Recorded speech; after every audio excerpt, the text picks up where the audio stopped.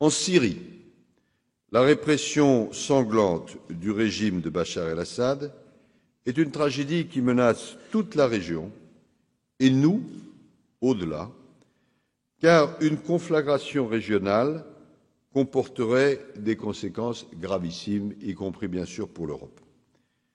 On parle déjà de plus de 70 000 morts, mais certains observateurs parlent de 100 000 morts et de plus d'1 million de réfugiés. Dans les pays voisins, la Jordanie, le Liban, un quart de la population, pour des États qui ne sont pas riches, est composé de réfugiés syriens. Le règlement du conflit passe par une solution politique qui elle-même nécessite un dialogue entre l'opposition responsable et probablement certains éléments du régime. Pour y parvenir, le rapport de force sur le terrain, cela veut dire militaire, doit évoluer. C'est le sens de notre position, peut-être y aura-t-il des questions là-dessus, concernant l'embargo sur les armes. Monsieur le ministre, mesdames, messieurs, bonjour. Arthur Corbin, L3 Sciences Politiques. Alors je vais avoir deux questions, monsieur. La première, c'est par rapport au conflit qui est en Syrie. Vous définissez ce conflit comme un peuple oppressé par un tyran, mais il semble qu'il y ait différentes perceptions. On peut voir aussi ça comme une guerre civile avec les Kurdes d'un côté, les Druzes de l'autre, mais aussi les Alaouites et les chrétiens d'un côté avec les chiites. Donc je voulais savoir, dans ce cas-là, quelle est la légitimité de la France dans l'envoi d'armes, comment contrôler ces envois d'armes. Cet après-midi, François Hollande et David Cameron se sont rencontrés en marge du Conseil européen. Et leur position est claire. Nous souhaitons que les Européens lèvent l'embargo sur les armes. On ne peut pas laisser un peuple être massacré comme il l'est aujourd'hui par un régime qui a fait la démonstration que, pour le moment, et je crois c'est suffisamment clair, il ne veut pas de discussion et de transition politique.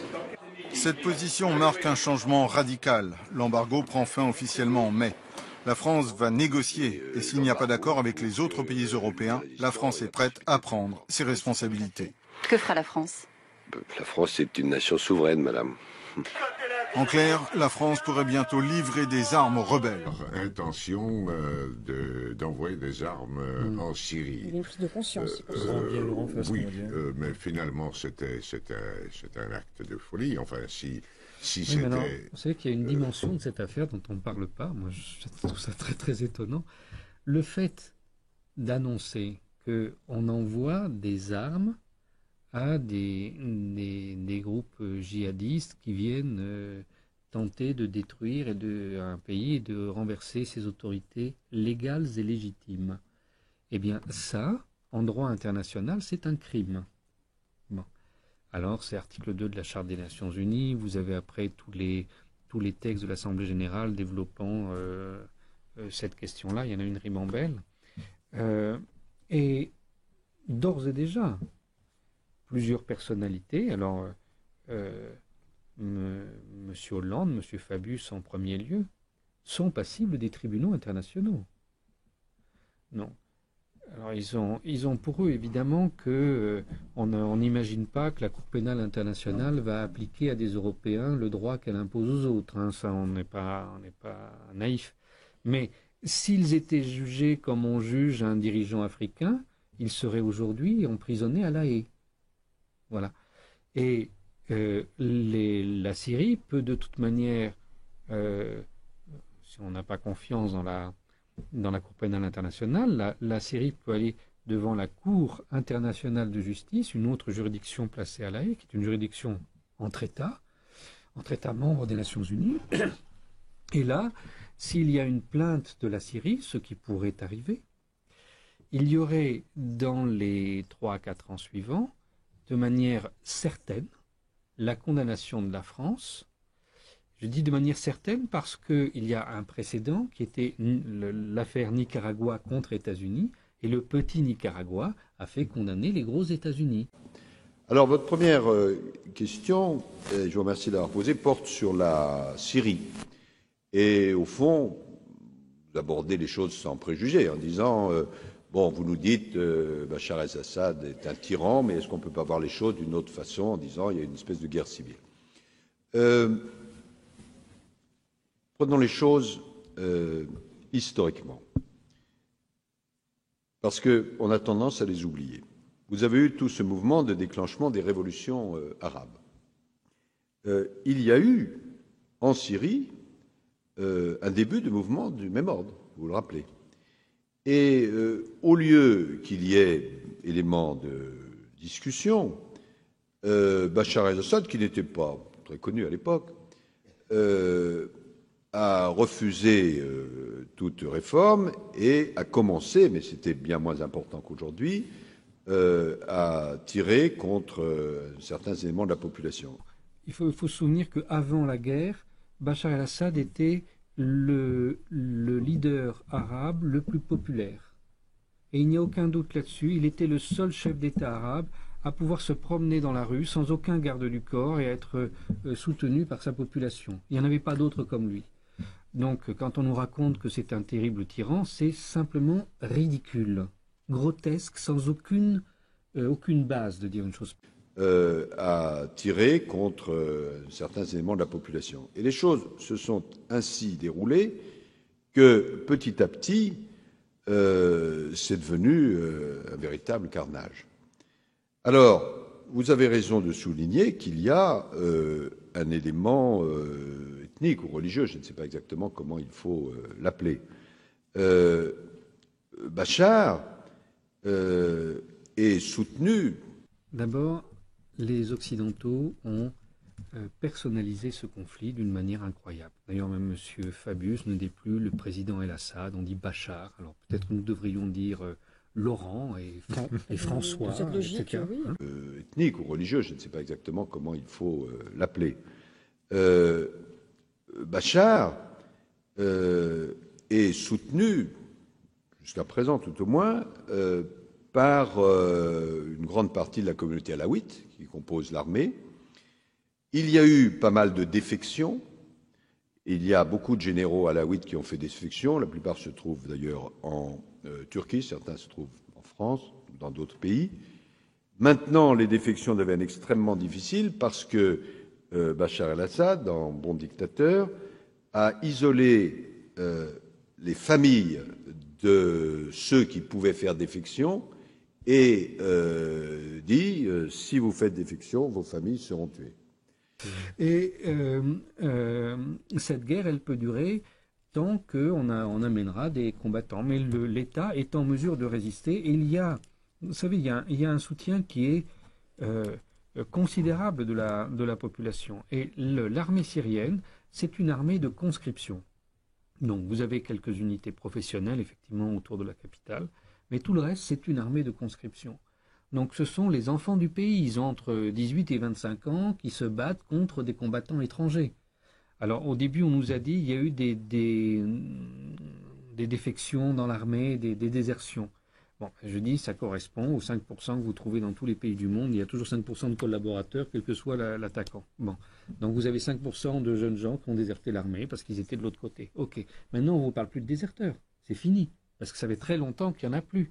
Le peuple s'est mobilisé pour défendre le pays. Il y a des minorités, vous les avez citées, minorités chrétiennes et d'autres encore, qui n'ont pas d'enthousiasme pour Bachar, mais qui en même temps craignent, alors c'est là le cercle très difficile, que si Bachar tombait, le pouvoir qui viendrait à la place de Bachar les menace dans leur vie, leur existence.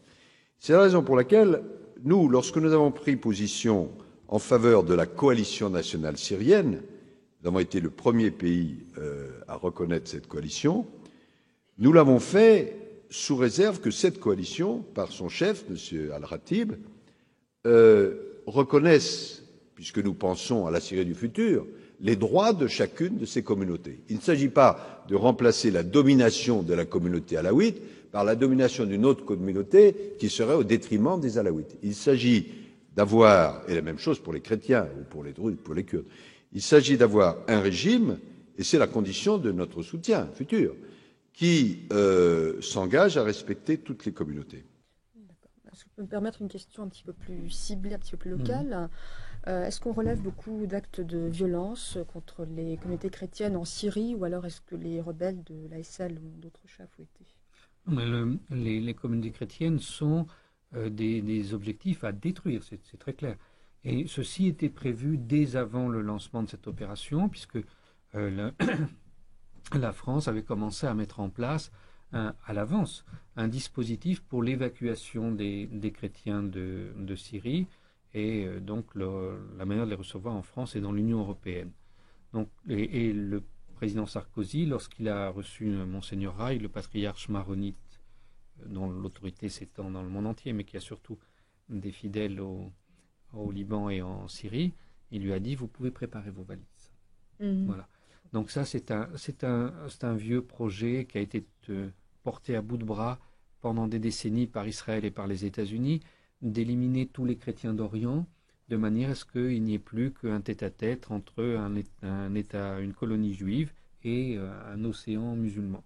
Et ces opérations, on les a vues régulièrement se faire.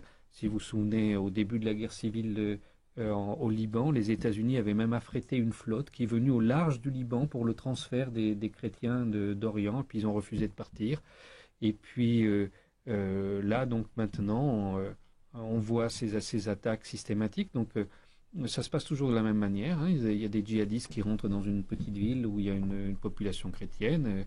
Ils annoncent tout de suite que les gens ont une semaine pour évacuer, et sans ça, ceux qui resteront seront tués en public dans des circonstances particulièrement terribles. Et c'est ce qu'ils font. Donc tout le monde sait que c'est sérieux, c'est pas des menaces en l'air. Donc par exemple sur la zone côtière, on sait que plus de 80 000 chrétiens ont été forcés de partir, de tout abandonner, leurs biens, le tout. Hein. Et ceux qui sont restés ont été torturés et mis à mort en public.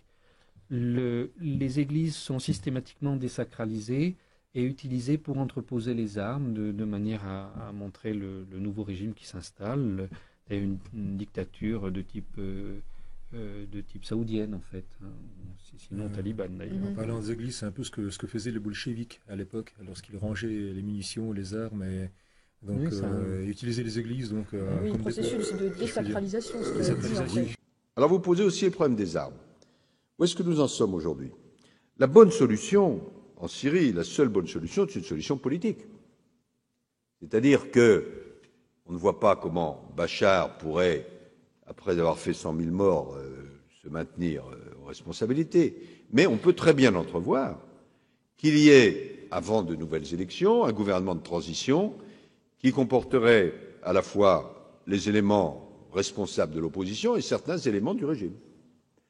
D'ailleurs, c'est ce dont nous étions convenus avec les Russes, les Américains et quelques autres, dans une réunion que nous avons tenue à Genève. On appelle ça le protocole de Genève, la conférence de Genève, même si ça n'a pas pu déboucher.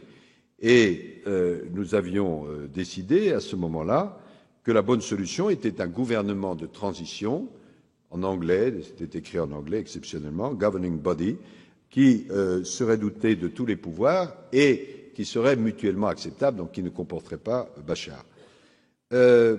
Cette solution raisonnable, aujourd'hui, même s'il y a des discussions, je vous le dis, entre nous, les Russes, les Américains et d'autres, nous n'arrivons pas à la faire déboucher parce que Bachar el-Assad est persuadé qu'il peut gagner. Et pourquoi est-il persuadé qu'il peut gagner? Parce qu'il détient des moyens militaires que ne détiennent pas les autres. Il a des avions, 550, il a les capacités de bombarder la population, et donc il dit, bon, les choses peuvent être éternelles. Et du même coup, comme il est persuadé qu'il peut l'emporter, les Russes, qui sont ses soutiens, même si ce soutien n'est pas non plus totalement aveugle, disent nous ne pouvons pas faire pression. Et nous sommes dans une situation où, alors qu'il faudrait qu'on aboutisse à une solution politique, la solution politique ne peut être envisagée que si sur le terrain les choses changent. Et c'est là où se pose la question de l'embargo des armes. Vous voyez, tout ça est assez complexe. Car si on continue la situation actuelle, où M. Bachar el-Assad peut bombarder les résistants, et ces résistants n'ont pas les moyens de contrer ces bombardements, il n'y aura aucune évolution politique. Et qu'est-ce qui va se passer? C'est ça le drame. Ce qui va se passer, c'est que le nombre de morts augmentant, les tensions vont être encore plus fortes, la Syrie peut éclater, et à ce moment-là, vous aurez un dessin géostratégique qui sera différent. Vous aurez d'un côté un arc avec l'Iran, la partie de la Syrie qui restera sous domination iranienne, des ramifications probablement au Liban à travers le Hezbollah et des ramifications en Irak, d'un côté. Et de l'autre côté, les personnes raisonnables ayant disparu, vous aurez Al-Qaïda, représenté par un groupe qui s'appelle Al-Nosra, qui lutte contre Bachar parce que c'est un groupe sunnite, mais qui dépend d'AQMI. Et vous aurez donc un éclatement dans cette région déjà épouvantablement volatile entre, d'un côté, les plus durs des chiites, de l'autre côté, les plus durs des sunnites, et ce sera un désastre. Et c'est ce que nous essayons, avec les Britanniques, avec d'autres, de vouloir éviter.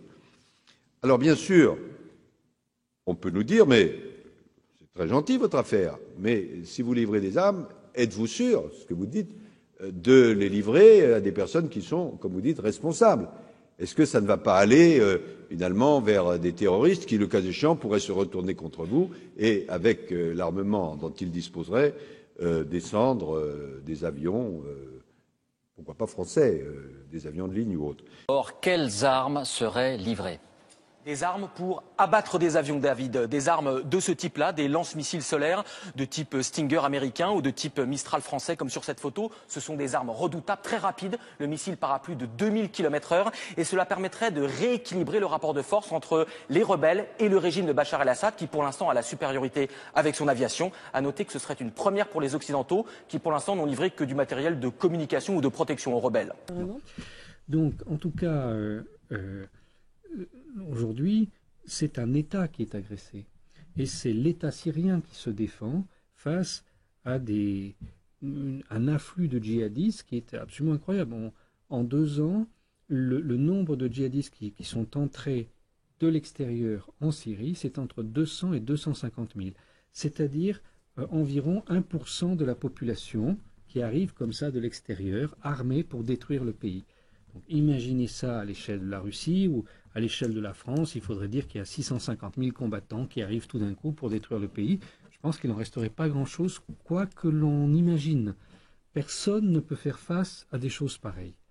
Bon, donc cet État résiste, il résiste très très bien parce que c'est un État fort et il y avait très peu d'États forts dans cette région. C'était d'ailleurs une des raisons pour laquelle on veut le détruire, justement parce qu'il était capable de résister en termes de politique générale dans cette région. L'armée syrienne est très peu investie dans les combats puisque c'est entre un cinquième et un quart de l'armée syrienne qui assure actuellement la lutte contre ces djihadistes, puisque l'essentiel de l'armée reste en position pour protéger le pays face à une attaque conventionnelle, qu'il s'agisse de l'OTAN ou qu'il s'agisse d'Israël. D'accord. Donc moi je pense que cette guerre, si vous voulez, elle peut durer encore des décennies si on continue à amener de l'extérieur des combattants. Maintenant, si on arrête d'amener des combattants, dans un mois c'est fini. Donc ça prendrait un peu les allures des croisades, parce qu'en fait, si ça dure des décennies... Est-ce qu'il serait tellement saigné que Bachar el-Assad n'a plus la force de résister en fait?